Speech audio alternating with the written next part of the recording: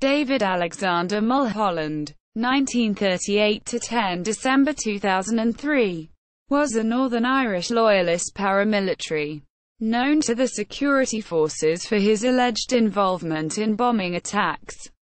He was a member of the Ulster Volunteer Force's Mid-Ulster Brigade and was a prime suspect in the 1974 Dublin Car Bombings. He was named as the driver of the first of the three car bombs which exploded minutes apart in the city centre of Dublin on 17 May 1974 and left a total of 26 people dead and almost 300 injured. He was identified from police file photographs by three separate eyewitnesses during the investigation into the bombings by the Garda Síochána. According to journalist Joe Tiernan, he was offered immunity from prosecution by the Gardaí in exchange for information on his accomplices. Ulster Volunteer Force. David Alexander Mulholland was born in Portadown, County Armagh, Northern Ireland, and was brought up a Protestant. He lived in the town's Killycomane estate and made his living as a butcher.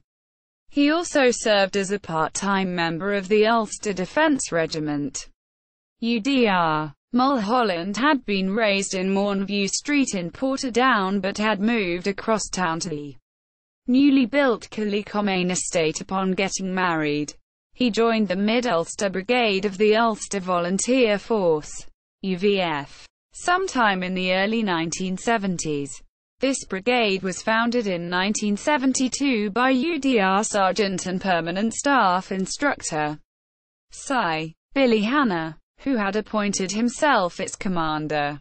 Mulholland engaged in carrying out a series of bombing attacks and therefore he became known to the authorities as a senior UVF member.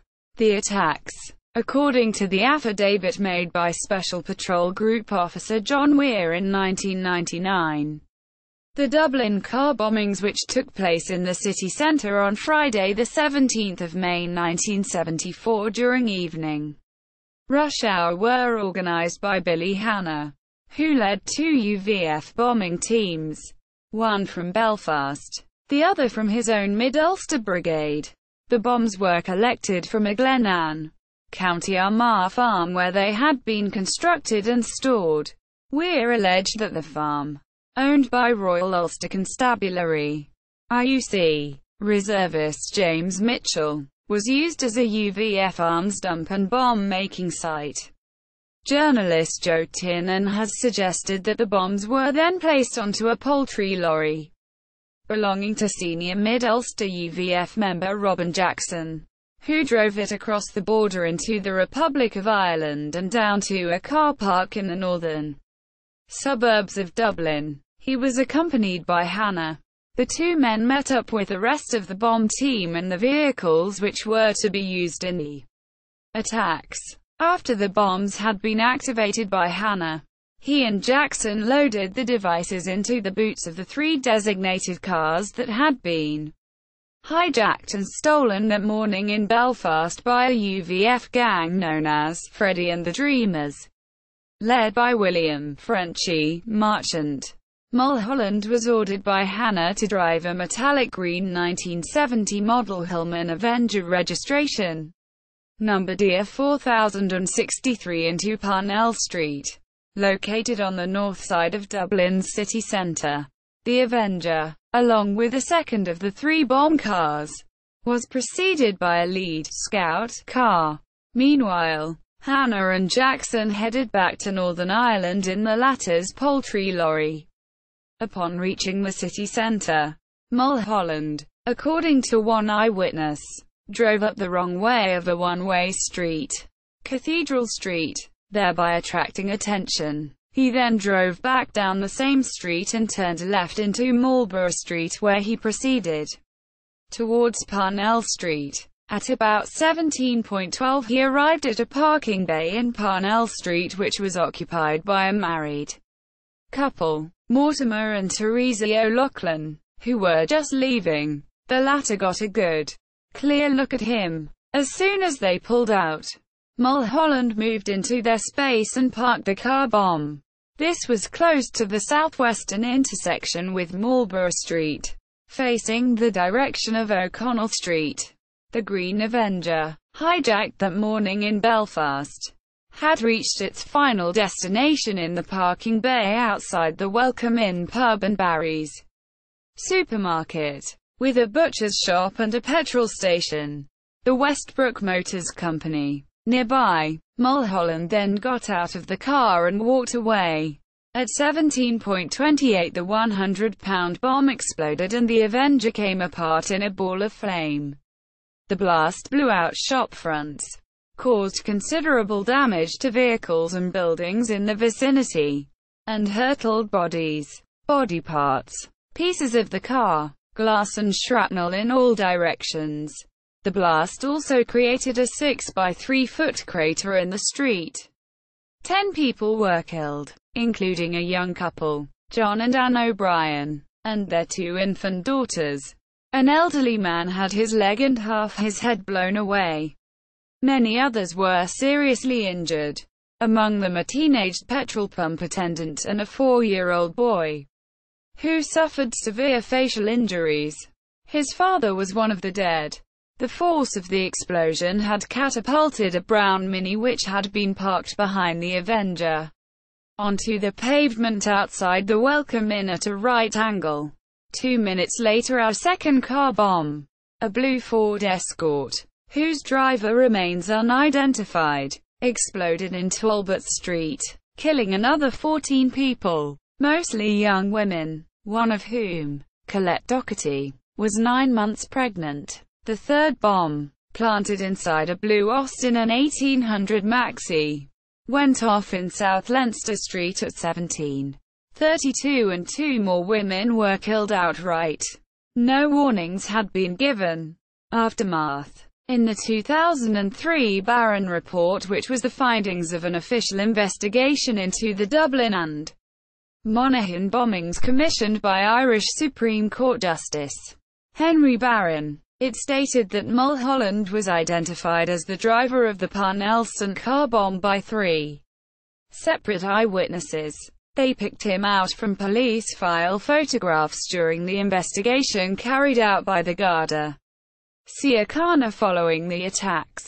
A Garda report described him as follows: David Alexander Mulholland, of 113 Ulsterville Park, Portadown. This man is a member of the UVF and has a history of involvement in car bomb explosions in Northern Ireland. He is 35 years of age, 6 feet in height, well built, blue eyes, light brown hair, turning grey, large round features, very pale complexion. Teresa O'Loughlin picked out 3 different photographs of him from 2 albums, maintaining that he was the driver of the green car that had taken their car's parking space in Parnell Street at 17:12. A second witness claimed to have seen Mulholland driving the Avenger at Sheephouse, County Louth at about 13:00. Journalist Joe Tiernan alleged that Mulholland was collected in Portadown by the hijacker of the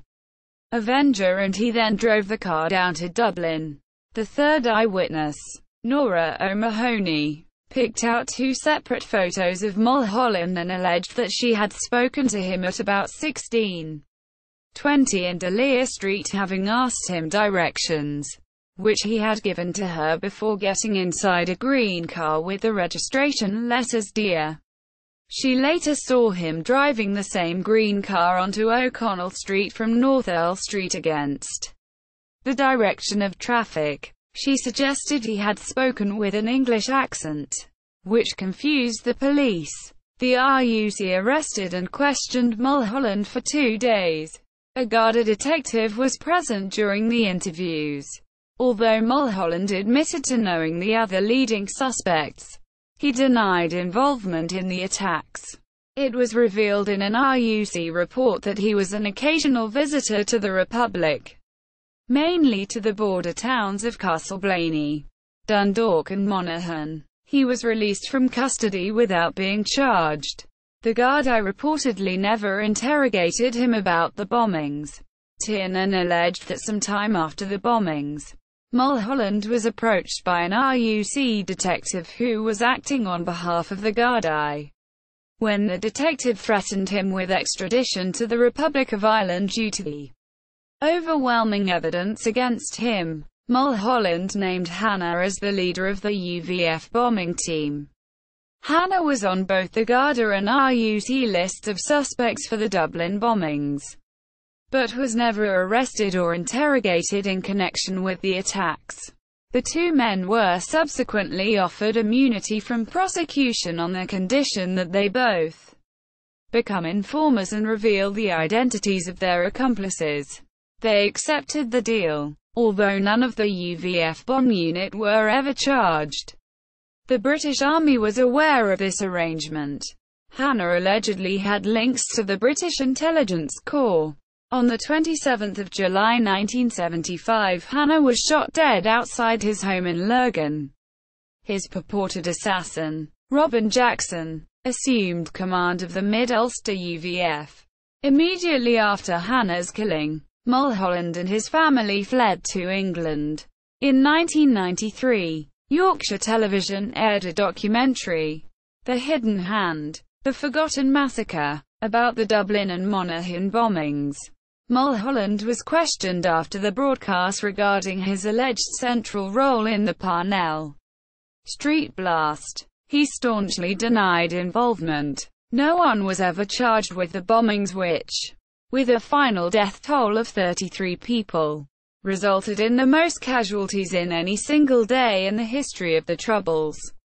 When British journalist Peter Taylor asked former UVF member and Progressive Unionist Party (PUP) politician David Irvine the motive behind the attacks, Irvine replied that the UVF were returning the serve. Although Irvine had nothing to do with the bombings, he explained to Taylor that the UVF had wanted Catholics in the Republic to suffer as the Protestants in Northern Ireland had on account of the intense bombing campaign waged by the Provisional IRA. Death. Mulholland died of kidney failure in Chester on Wednesday, 10 December 2003, at the age of 65. His death came hours after the publication of the Barron Report, which named him as a prime suspect in the 1974 Dublin bombings. His family vehemently maintained his innocence in the Parnell Street bombing. Mulholland was cremated on 12 December 2003 in Chester.